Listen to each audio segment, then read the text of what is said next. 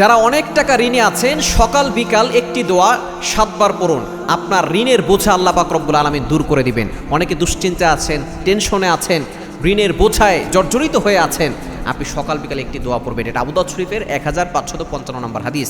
আবু সাইদ খুদরি রাদিয়াল্লাহু তাআলা থেকে হাদিসটি বর্ণিত। নবীজি সাল্লাল্লাহু আলাইহি ওয়াসাল্লাম একবার মসজিদে নববীর পাশ দিয়ে হেঁটে যাচ্ছিলেন। এমন সময় দেখেন একজন সাহাবী মসজিদে বসা, তিনি ছিলেন আবু উমামা রাদিয়াল্লাহু তাআলা আনহু। নবীজি সাল্লাল্লাহু আলাইহি ওয়াসাল্লাম ডাক দিয়ে বলেন, ইয়া আবা উমামা, হে আবু উমামা, এখন তো নামাজের সময়, এখন তুমি মসজিদে কেন? আবু উমামা রাদিয়াল্লাহু তাআলা আনহু ডাক দিয়ে বলেন, ইয়া রাসূলুল্লাহ, ইয়া হাবিবাল্লাহ, ঋণের বোঝায় জর্জরিত, টেনশন, যাদের কাছ থেকে ঋণ নিয়েছি তারা বারবার আমাকে চাপ দিচ্ছে, এই টেনশনে আমি অন্য কোথাও না গিয়ে মসজিদে হাজির হয়ে আল্লাহর কাছে দোয়া করছি।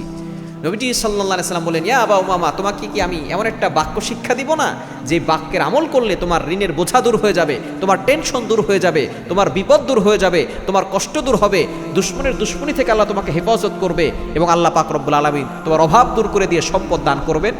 তখন আবু উমামা রাদিয়াল্লাহু তাআলা আনহু বলেন, ইয়া রাসূলুল্লাহ, ইয়া হাবিবাল্লাহ, বাক্যটা শিখিয়ে দেন। তিনি বাক্যটা শিখিয়ে দিলেন। ওই সাহাবী সকাল বিকাল 7 বার, ফজরের নামাজের পরে 7 বার, মাগরিবের পরে 7 বার আমল করলেন। কিছুদিন পরে হাদিয়া নিয়ে আসছেন, ইয়া রাসূলুল্লাহ, ইয়া হাবিবাল্লাহ, আপনার আমল আমি করেছি এবং এই আমল করে আমি উপকার পেয়েছি, আমার ঋণের বোঝা দূর হয়ে গেছে, আল্লাহ আমাকে সম্পদ দিয়েছে, আমি এখন যাকাতের মালিক হয়েছি, আপনার জন্য কিছু হাদিয়া নিয়ে আসছি।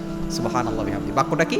আল্লাহুম্মা ইন্নী আউযু বিকা মিনাল হাম্মি ওয়াল হাযান ওয়া আউযু বিকা মিনাল আজাজি ওয়াল কাসাল ওয়া আউযু বিকা মিনাল জুবনি ওয়াল বুখলি ওয়া আউযু বিকা মিন গলাবাতিদ দাইন ওয়া কাহরির রিজাল। এই ছোট্ট বাক্যটি ফজরের পরে 7 বার, মাগরিবের পরে 7 বার যদি আপনি আমল করতে পারেন, দেখবেন আল্লাহ পাক রব্বুল আলামিন ঋণের বোঝা দূর করে দিবেন।